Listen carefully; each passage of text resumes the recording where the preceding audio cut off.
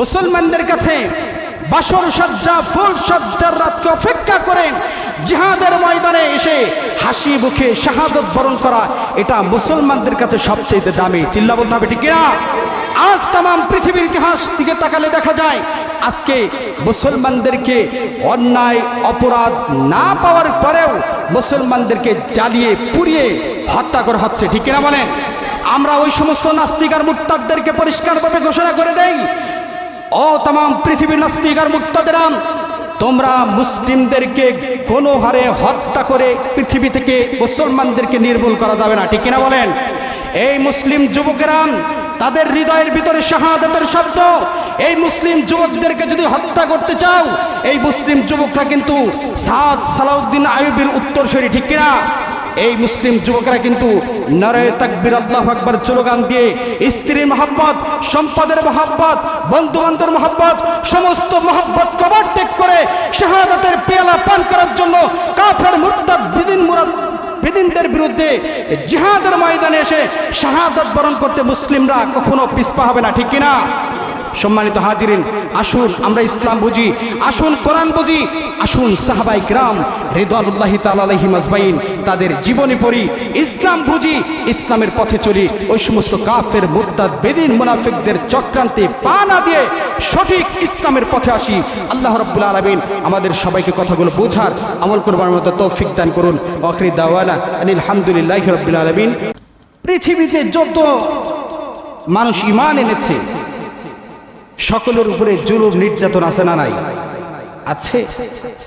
আমরা বুঝি নাই, কারণ ওই একটু গ্রাম্য প্রবাদে একটা কথা আছে, প্রত্যেক সম্পত্তি, বাবার সম্পত্তি পাওয়া, শ্বশুর বাড়ির সম্পত্তি পাওয়ার মতো আমরা পেয়েছি ইসলাম। এজন্য ইসলামের মর্ম ততটুকু আমরা বুঝি না।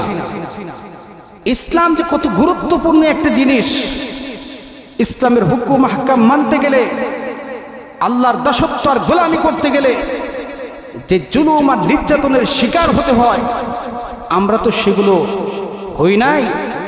বিধায় আজকে ইসলামের মর্মটা আজকে আমাদের হৃদয়ের ভিতরে একটু কম জাগি। যদি আমরা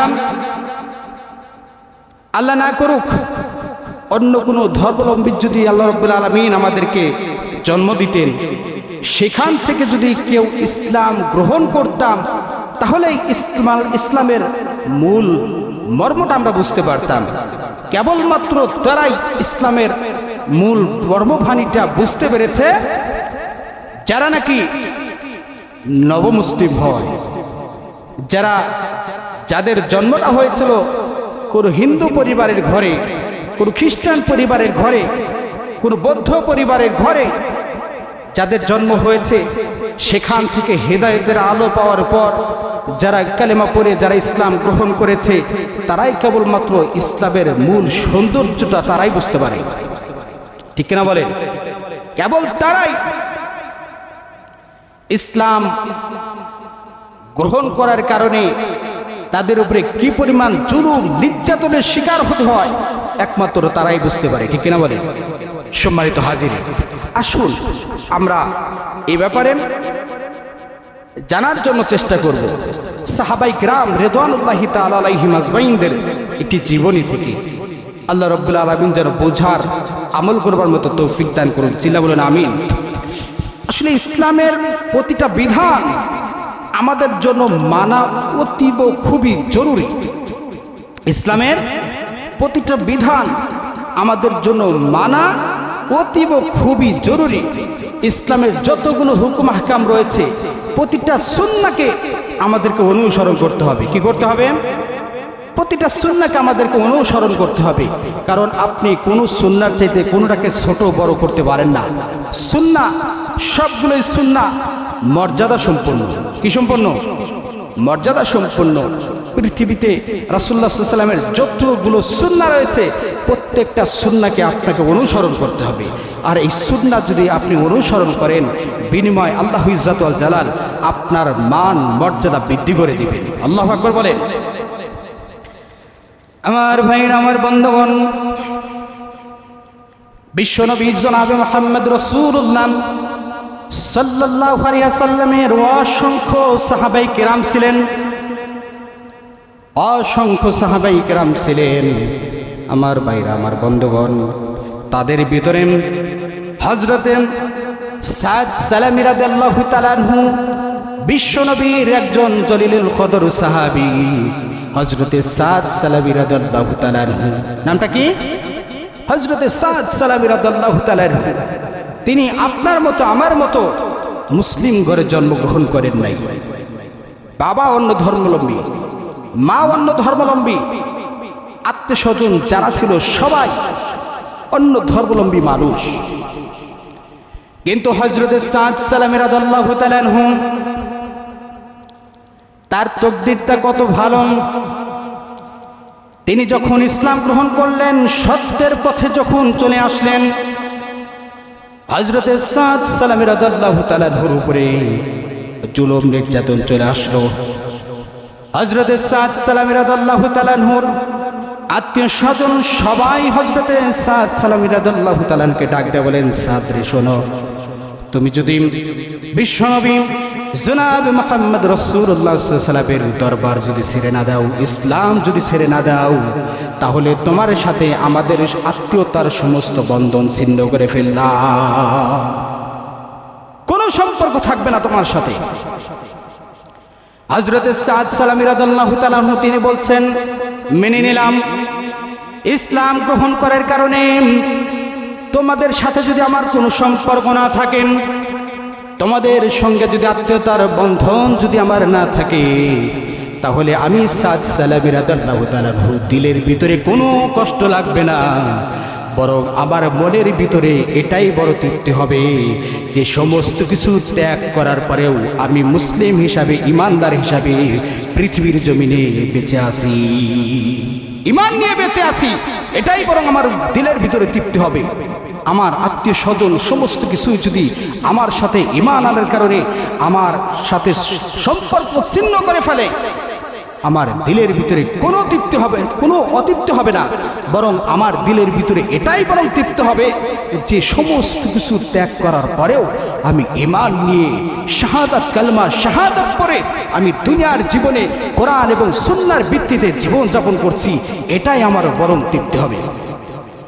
হযরতে সাদ সালামী রাদিয়াল্লাহু তাআলা আনহু তাকে এবার বলা হলো, সাদ, তুমি যখন কালেমা পড়েছ, কালেমা পড়ার অপরাধের কারণে তোমার যে অর্থ সম্পদ আছে সে অর্থ সম্পদ তোমাকে ত্যাগ করতে হবে, তুমি আর অর্থ সম্পদ পাবে না। হযরতে সাদ সালামী রাদিয়াল্লাহু তাআলা আনহু তিনি বললেন, ও আমার আপন স্বজনেরা, তোমরা শোনো, যেই কালেমা পড়েছি দুনিয়ার ভিতরে এই কালেমা হলো সবচেয়ে দামি সম্পদ। আল্লাহু আকবার বলে। দুনিয়ার ভিতরে এই কালেমা হচ্ছে সবচেয়ে দামি সম্পদ। এই কালেমার মর্মবাণী যারা বুঝেছে তারা দুনিয়ার সমস্ত অর্থ সম্পদকে ত্যাগ করে এই কালেমাটাকেই তারা গ্রহণ করে নিয়েছে। তারা কখনো সম্পদের মোহে পড়ে কালেমা কখনো ছাড়তে পারে না। আমার ভাইয়ের, আমার বন্ধুগণ, হযরতে সাদ সালামী রাদিয়াল্লাহু তাআলা আনহু পরিষ্কারভাবে জানিয়ে দিলেন, কেবলমাত্র শুধুমাত্র কালেমা গ্রহণ করার কারণে যদি আমাকে অর্থ সম্পদ ছাড়তে হয়, আমি সাদ সালামী রাদিয়াল্লাহু তাআলা আনহু অর্থ সম্পদ সমস্ত কিছুই আমি ত্যাগ করে ফেললাম, সব ত্যাগ করলাম, আত্মীয়তার সম্পর্ক ছিন্ন করে ফেললাম। ইসলাম গ্রহণ করার কারণে আমার সাথে যদি তোমাদের আত্মীয়তার বন্ধন না থাকে, আমার দিলের ভিতরে কোনো কষ্ট লাগবে না। ইসলাম গ্রহণ করার কারণে অর্থ সম্পদ থেকে যদি আমি বঞ্চিত হয়ে যাই, আমার দিলের ভিতরে বিন্দু পরিমাণ কষ্ট লাগবে না, বরং আমার হৃদয়ের ভিতরে এটাই বড় তৃপ্তি হবে যে আত্মীয়তার বন্ধন, অর্থ সম্পদের বন্ধন ছিন্ন করে হলেও আমার হৃদয়ের ভিতরে আমি কালেমা ধারণ করতে পেরেছি। আল্লাহু আকবার বলেন। বন্ধুগণ, আমার ভাইয়ের, আমার হযরতে সাদ সালামী রাদিয়াল্লাহু তাআলা আনহু কিতাবের ভিতরে আসছে, হযরতে সাদ সালামী রাদিয়াল্লাহু তাআলা আনহু দেখতে তেমন ভালো ছিল না, চেহারাটা তেমন সুন্দর ছিল না, কালো কুচকে একজন মানুষ, চেহারার ভিতরে বসন্তের দাগ। হযরতে সাদ সালামী রাদিয়াল্লাহু তাআলা আনহু ইসলাম গ্রহণ করলেন। বিশ্বনবী জনাবে মুহাম্মদ রাসূলুল্লাহ সাল্লাল্লাহু আলাইহি ওয়াসাল্লামের সঙ্গে থাকেন। বিশ্বনবীর যতগুলো সুন্নাহ রয়েছে কিতাবের ভিতরে আছে হযরতে সাদ সালাবী রাদিয়াল্লাহু তাআলা বিশ্বনবীর প্রতিটা সুন্নাহকে পরিপূর্ণভাবে আদায় করে, পরিপূর্ণ আদায় করেন। কোন সুন্নাহকে হযরতে সাদ সালামী রাদিয়াল্লাহু তাআলা একটা মুহূর্তের জন্য কোন সুন্নাহকে ওভারটেক করে না, ছেড়ে দেয় না। আল্লাহু আকবার বলেন। বন্ধুগণ আমার, ভাইরা আমার, বিশ্বনবী জনাবে মুহাম্মদ রাসূলুল্লাহ সাল্লাল্লাহু আলাইহি ওয়াসাল্লামের প্রতিটা সুন্নাহকে পরিপূর্ণভাবে আদায় করেন হযরতে সাদ সালামী রাদিয়াল্লাহু তাআলা আনহু। বিশ্বনবী যেরকম ভাবে বলেন হযরতে সাদ সালামী রাদিয়াল্লাহু তাআলা আনহু ঠিক সেইভাবে চলেন। বিশ্বনবী যেটা আদেশ করেছেন সেটা তিনি মানেন, আর বিশ্বনবী যেটা নিষেধ করেন হযরতে সাদ সালামী রাদিয়াল্লাহু তাআলা আনহু সেখান থেকে দূরে থাকে। অর্থাৎ ইসলামের পরিপূর্ণ হুকুম আহকাম বিধিবিধান মানেন হযরতে সাদ সালামী রাদিয়াল্লাহু তাআলা আনহু। আল্লাহু আকবার বলেন। বন্ধুগণ আমার, ভাইরা আমার, হযরতে সাদ সালামী রাদিয়াল্লাহু তাআলা আনহু তরুণ একজন যুবক, অবিবাহিত, বিয়ে করেন নাই। হযরতে সাদ সালামী রাদিয়াল্লাহু তাআলা আনহু ইসলামের হুকুম আহকাম পরিপূর্ণভাবে আদায় করেন। রাসূল বলেছেন যেভাবে হযরতে সাদ সালামী রাদিয়াল্লাহু তাআলা আনহু চলেন ঠিক সেইভাবে। বন্ধুগণ আমার, ভাইয়েরা আমার, কিতাবের ভিতরে আছেন বিশ্বনবী জনাবে মুহাম্মদ রাসূলুল্লাহ সাল্লাল্লাহু আলাইহি ওয়াসাল্লামের একজন সাহাবী হযরতে সাদ সালামী রাদিয়াল্লাহু তাআলাকে ডাক দিয়ে বলেন, ও সাদ, বিশ্বনবী জনাবে মুহাম্মদ রাসূলুল্লাহ সাল্লাল্লাহু আলাইহি ওয়াসাল্লাম হাদিস শরীফের ভিতরে বর্ণনা করেন, আন-নিকাহু সুন্নতি ফামান রাগিবা আন সুন্নতি ফালাইসা মিন্নি। ও সাদ, বিশ্বনবী জনাবে মুহাম্মদ রাসূলুল্লাহ সাল্লাল্লাহু আলাইহি ওয়াসাল্লাম তিনি বলেছেন, বিয়ে আমার সুন্নাহ, যে আমার সুন্নাহ থেকে মুখ ফিরিয়ে নিল, যে আমার সুন্নাহ থেকে মুখ ফিরিয়ে নিল সে আমার দলভুক্ত নয়। একটা হাদিস হযরতে সাদ সালামী রাদিয়াল্লাহু তাআলা সামনে উপস্থাপন করলেন। আমরা তো খতিব হয়ে, বক্তা হয়ে রাসূলুল্লাহ সাল্লাল্লাহু আলাইহি ওয়াসাল্লামের অসংখ্য হাদিস, অসংখ্য সুন্নাহ আপনাদের সামনে উপস্থাপন করি, আপনাদের সামনে বর্ণনা করি, কিন্তু আমার মনে হয় আপনাদের দিলের ভিতরে ওই রকম তামান্না জাগে না যে আমাকে প্রতিটা সুন্নাহকে আমাকে অনুসরণ করতেই হবে। কিন্তু হযরতে সাদ সালামী রাদিয়াল্লাহু তাআলা আনহু তার সামনে যখন বিশ্বনবী জনাবে মুহাম্মদ রাসূলুল্লাহ সাল্লাল্লাহু আলাইহি ওয়াসাল্লামের হাদিস বর্ণনা করা হলো, ও সাদ, বিশ্বনবী জনাবে মুহাম্মদ রাসূলুল্লাহ সাল্লাল্লাহু আলাইহি ওয়াসাল্লাম বলেন, বিয়ে আমার সুন্নাহ, যে আমার সুন্নাহ থেকে মুখ ফিরে নিল সে আমার দলভুক্ত নয়। হযরতে সাদ রাদিয়াল্লাহু তাআলা আনহু তিনি অবিবাহিত ছিলেন।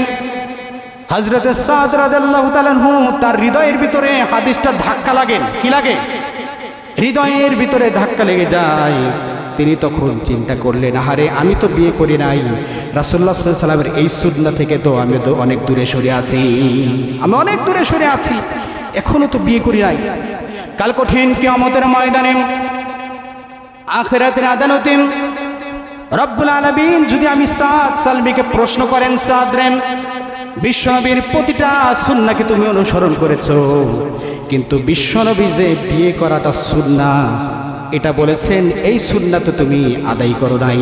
কাল কঠিন কিয়ামতের ময়দানে, আখিরাতের আদালতে হযরতে সাদ সালামীকে যদি আল্লাহ রাব্বুল আলামিন গ্রেফতার করে এই প্রশ্নটা করেন, আমি সাদ সালামী রাদিয়াল্লাহু তাআলা কিভাবে রব্বুল আলামিনের কাছে এই প্রশ্নের জবাব দেব, কিভাবে দেব?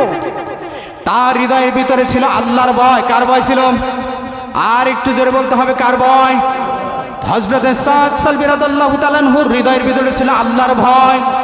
হযরতে সাদ সালামী রাদিয়াল্লাহু তাআলা হযরতে বিশ্বনবী জনাবে মুহাম্মদ রাসূলুল্লাহ সাল্লাল্লাহু আলাইহি ওয়াসাল্লামের এই সুন্নাহ শোনার সঙ্গে সঙ্গে হযরতে সাদ সালামী রাদিয়াল্লাহু তাআলা বিয়ে করার জন্য তিনি নিয়ত করে ফেললেন, নিয়ত করলেন।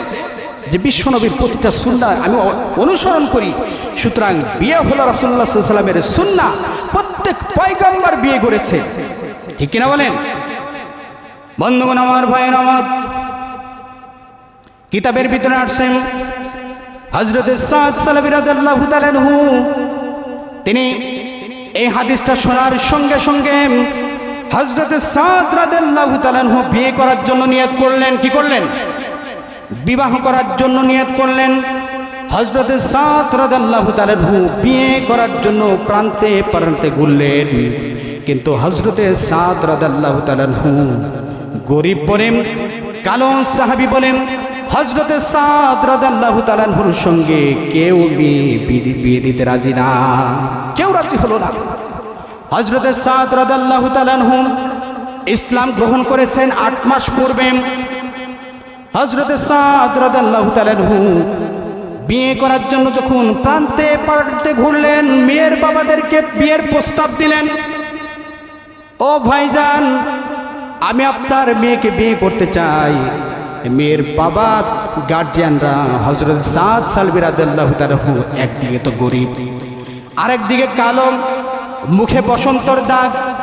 হযরত সাদ সালবি রাদিয়াল্লাহু তাআলাকে রিজেক্ট করে দিচ্ছেন, না তোমার সঙ্গে আমি মেয়ে বিয়ে দেব না। হযরত সাদ রাদিয়াল্লাহু তাআলা প্রান্তে প্রান্তে বিয়ে করার জন্য প্রান্তে প্রান্তে যখন পাত্রী দেখলেন, বিয়ে করার জন্য প্রস্তাব পাঠালেন, কিন্তু হযরত সাদ রাদিয়াল্লাহু তাআলার সঙ্গে কেউ মেয়ে বিয়ে দিল না। হযরত সাদ রাদিয়াল্লাহু তাআলা মনের ভিতরে এই দুঃখ কষ্ট, মনের ভিতরে আফসোস নিয়ে মসজিদে নববীতে বসে হযরত সাদ রাদিয়াল্লাহু তাআলা চুপি চুপি চোখ থেকে পানি ঝরাচ্ছে। চুপি চুপি হযরত সাদ রাদিয়াল্লাহু তাআলা কান্না করছেন, হৃদয় থেকে চোখ দিয়ে দরদর করে পানি ছেড়ে দিচ্ছে। আমার ভাইরা, আমার বন্ধুগণ, ভালো করে লক্ষ্য করুন, বিশ্বনবী জনাব মুহাম্মদ রাসূলুল্লাহ সাল্লাল্লাহু আলাইহি ওয়াসাল্লাম মসজিদে নববীতে আসলেন। এসে দেখলেন হযরত সাদ রাদিয়াল্লাহু তাআলা মসজিদের নববীর একটা বারান্দায় একটা কোণার ভিতরে হযরত সাদ সালাবি রাদিয়াল্লাহু তাআলা বসে দুফোঁটা চোখের পানি ফেলে ফেলে কান্দে। বিশ্বনবী জনাব মুহাম্মদ রাসূলুল্লাহ সাল্লাল্লাহু আলাইহি ওয়াসাল্লাম হযরত সাদ সালাবি রাদিয়াল্লাহু তাআলার মাথায় হাত বুলিয়ে দিলেন। হযরত সাদ সালাবি রাদিয়াল্লাহু তাআলাকে ডাকলেন, সাদ রে, ও সাদ, ইসলাম গ্রহণ করার কারণে আত্মীয় স্বজন ছাড়লে, অর্থ সম্পদ ছেড়ে দিলে, হযরত সাদ বলো তো দেখি, কে তোমাকে ব্যথা দিল? কার ব্যথা পেয়ে তুমি চোখের পানি ফেলে ফেলে কান্দো? ও সাদ, ইসলামের জন্য এত কিছু ত্যাগ করলে কখনো তোমাকে মন খারাপ দেখি নাই। ও সাদ, কখনো তোমাকে কান্না করতে দেখি নাই, কিন্তু আজকে তোমাকে কে তোমার হৃদয়ের ভিতরে কষ্ট দিল? কে তোমার হৃদয়ের ভিতরে আঘাত করলো রে সাদ? আজকে মসজিদে নববীর কোণায় বসে কেন চুপি চুপি করে কান্দো? কেন কান্দো? হযরত বিশ্বনবীজিকে হযরত সাদ ডেকে ডেকে বলেন, ইয়া রাসূলুল্লাহ, ইয়া হাবিবাল্লাহ, ওগো নবীজি, এই অঞ্চলের কেউ আমার হৃদয়ের ভিতরে ব্যথা দেয় না গো নবীজি। ও নবী, কেউ আমার হৃদয়ের ভিতরে কষ্ট দেয় নাই। আমি কান্না করছি একটা কারণে, সেটা হচ্ছে আপনি নবী যখন বলেছেন আন-নিকাহু সুন্নতি, বিয়ে হচ্ছে আমি নবীর সুন্নাহ, যে আমার সুন্নাহ থেকে মুখ ফিরিয়ে দিল, সে কাল কঠিন কিয়ামতের ময়দানে আখিরাতের আদালতে আমার দলভুক্ত হবে না, আমার উম্মত বলে সে বিবেচিত হবে না। ওগো নবীজি, আপনার প্রতিটা সুন্নাহকে আমি অনুসরণ করি, কিন্তু এই সুন্নাহটা অনুসরণ করতে গিয়ে আমি যখন বিবাহ করার জন্য নিয়ত করলাম, ওগো নবীজি, এই অঞ্চলের প্রান্তে প্রান্তে মেয়ের বাবাদের কাছে প্রস্তাব দিলাম, মেয়ের বাবাদের কাছে প্রস্তাব দিলাম, মেয়ের গার্জিয়ানের কাছে প্রস্তাব দিলাম বিবাহ করার জন্য। ওগো নবীজি, আমি কালো সাহাবী বলে আমার মুখের ভিতরে বসন্তর দাগ, ওগো নবীজি, আমি গরিব সাহাবী বলে এই অঞ্চলের কেউ আমার সঙ্গে মেয়ে বিয়ে দিল না। ওগো নবীজি, কাল কঠিন কিয়ামতের ময়দানে, আখিরাতের আদালতে, কাল কঠিন কিয়ামতের ময়দানে, আখিরাতের আদালত যেদিন কায়েম হয়ে যাবে, আল্লাহ রাব্বুল আলামিন যদি আমাকে প্রশ্ন করেন, ও সাদ সালাবি রাদিয়াল্লাহু তাআলা আনহু, বিশ্বনবীর প্রতিটা সুন্নাহকে অনুসরণ করেছো, কিন্তু বিশ্বনবী যে বলেছেন বিয়ে করা আমার সুন্নাহ, এই সুন্নাহ তুমি কেন আদায় করো নাই? আমি সাদ সালাবি রাদিয়াল্লাহু তাআলা আনহুকে আল্লাহ রাব্বুল আলামিন যদি প্রশ্ন করেন, রব্বুল আলামিনের আদালতে আমি এই প্রশ্নের উত্তর কিভাবে দেব, এই ভয়ে আমি হযরত সাদ সালাবি রাদিয়াল্লাহু তাআলা আনহু চোখ বেয়ে চোখের পানিগুলো ছেড়ে দিচ্ছি। হযরত সাদ রাদিয়াল্লাহু তাআলা আনহুকে বিশ্বনবী ডাকলেন, ও সাদ, তুমি কান্না করো না, আমি তোমার বিয়ের ব্যবস্থা করে দিচ্ছি। আল্লাহু আকবার বলেন। হযরত সাদ সালাবি রাদিয়াল্লাহু তাআলা আনহু বড় খুশি হয়ে গেলেন। বিশ্বনবী জনাব মুহাম্মদুর রাসূলুল্লাহ সাল্লাল্লাহু আলাইহি ওয়াসাল্লাম হযরত সাদ সালাবি রাদিয়াল্লাহু তাআলা আনহুর বিয়ের বন্দোবস্ত করে দিবেন, এই আনন্দে হযরত সাদ সালাবি রাদিয়াল্লাহু তাআলা আনহু খুশি হয়ে গেলেন। কিছুদিন পরে বিশ্বনবী জনাব মুহাম্মদুর রাসূলুল্লাহ সাল্লাল্লাহু আলাইহি ওয়াসাল্লাম একজন সাহাবীর মাধ্যমে জানতে পারলেন, মদিনার ভিতরে সবচেয়ে বিখ্যাত বড় জমিদার একজন সাহাবী আছেন, হযরতে আমর ইবনুল আউফ রাদিয়াল্লাহু তাআলা আনহু। বিশ্বনবী জানতে পারলেন আমর ইবনুল আউফ রাদিয়াল্লাহু তাআলা আনহুর একটি কন্যা সন্তান আছে, সেই বিবাহের উপযুক্ত একটা কন্যা সন্তান। বিশ্বনবী জনাব মুহাম্মদ রাসূলুল্লাহ সাল্লাল্লাহু আলাইহি ওয়াসাল্লাম হযরত সাদ সালাবি রাদিয়াল্লাহু তাআলা আনহুকে ডাকলেন, সাদ রে এদিকে আসো। ও সাদ, তুমি তো বিয়ে করতে চেয়েছিলেন। ও সাদ, আমি তোমার বিবাহের জন্য তোমার মাধ্যমে প্রস্তাব পাঠিয়ে দিলাম মদিনার ভিতরে। মদিনার ভিতরে সবচাইতে জমিদার একজন মানুষ, আমারই একজন সাহাবী আবু ইবনুল আউফ রাদিয়াল্লাহু তাআলা আনহুর একটা কন্যা সন্তান আছে। তুমি সাদ সালাবি রাদিয়াল্লাহু তাআলা আনহু আমর ইবনুল আউফ রাদিয়াল্লাহু তাআলা আনহুর কাছে চলে যাও, আর তার মেয়ের জন্য বিয়ের প্রস্তাবটা পাঠিয়ে দাও। কি পাঠিয়ে দাও? বিয়ের প্রস্তাব পাঠিয়ে দাও। আমি বিশ্বনবী তোমাকে বলছি, তুমি আমর ইবনুল আউফ রাদিয়াল্লাহু তাআলা আনহুর কাছে চলে যাও, গিয়ে বলো বিশ্বনবী আমার জন্য আপনার মেয়ের সঙ্গে বিবাহের জন্য প্রস্তাব পাঠিয়েছে। আল্লাহু আকবার বলেন। আমার ভাইয়ের, আমার বন্ধুগণ, হযরত সাদ সালাবি রাদিয়াল্লাহু তাআলা আনহু আনন্দ চিত্তে তিনি দৌড়ে দৌড়ে চলে গেলেন হযরত আমর ইবনুল আউফ রাদিয়াল্লাহু তাআলা আনহুর বাড়িতে। হযরত আমর ইবনুল আউফ রাদিয়াল্লাহু তাআলা আনহুর কাছে গিয়ে বললেন, ওগো বিশ্বনবীর সাহাবী, আপনার একজন কন্যা সন্তান আছে, বিশ্বনবী যে আমাকে পাঠিয়েছেন আপনার সঙ্গে, আপনার মেয়ের সঙ্গে আমার বিবাহ বন্ধনে আবদ্ধ করে দেওয়ার জন্য। আপনার মেয়ের সঙ্গে বিশ্বনবী বলেছেন আপনার মেয়ের সঙ্গে আমাকে বিবাহ দেওয়ার জন্য। আমর ইবনুল আউফ রাদিয়াল্লাহু তাআলা আনহু বড় টেনশনে পড়ে গেলেন। একদিকে তো বিশ্বনবীর পক্ষ থেকে প্রস্তাব, আর একদিকে তিনি হিসাব মিলালেন। বিশ্বনবীর সব কথা তিনি মানেন, কিন্তু এই কথাটা মানতে রাজি নন। হযরত আমর ইবনুল আউফ হিসাব মিলালেন, হযরত সাদ সালাবি রাদিয়াল্লাহু তাআলা আনহু তিনি তো একবারে অযোগ্য, একদিকে কালো সাহাবী আর একদিকে অর্থ সম্পদ নাই।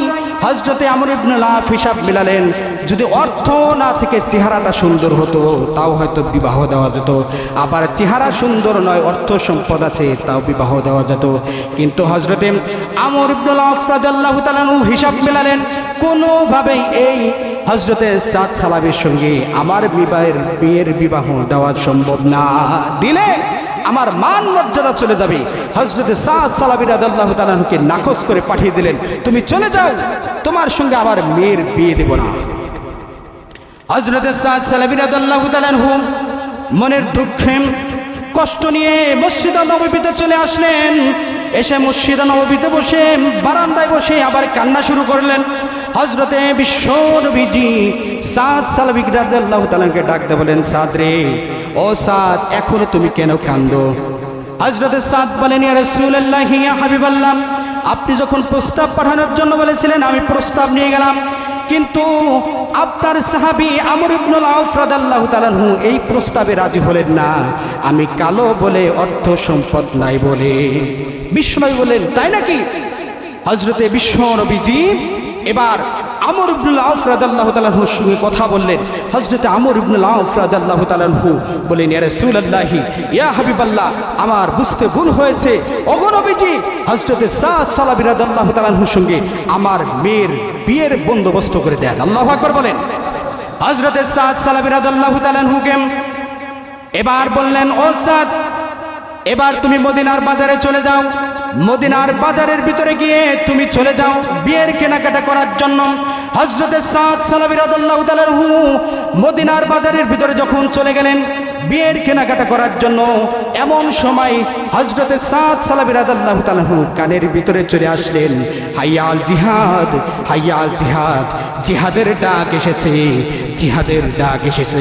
হযরতে সাদ সালাবী রাদিয়াল্লাহু তাআলা আনহু বিয়ের কেনাকাটা বাদ দিয়ে অস্ত্র কিনলেন, তরবারি কিনে লৌহ পর্ব নিয়ে জিহাদের ময়দানে চললেন। জিহাদের ময়দানে জিহাদ করতে করতে হযরতে সাদ সালাবী রাদিয়াল্লাহু তাআলা আনহু শাহাদাত বরণ করলেন। বিশ্ব নবীজি হযরতে সাদ সালাবী রাদিয়াল্লাহু তাআলা আনহুর মৃতদেহটা হাতাচ্ছেন, হাত দিয়ে ধরেছেন, এ তো আমার সাহাবী হযরতে সাদ সালাবী রাদিয়াল্লাহু তাআলা আনহু, যাকে আজকে রাত্রে বাসর ঘরে থাকার কথা, সেই হযরতে সাদ সালাবী রাদিয়াল্লাহু তাআলা আনহু জিহাদের ময়দানে এসে শাহাদাত বরণ করেছেন।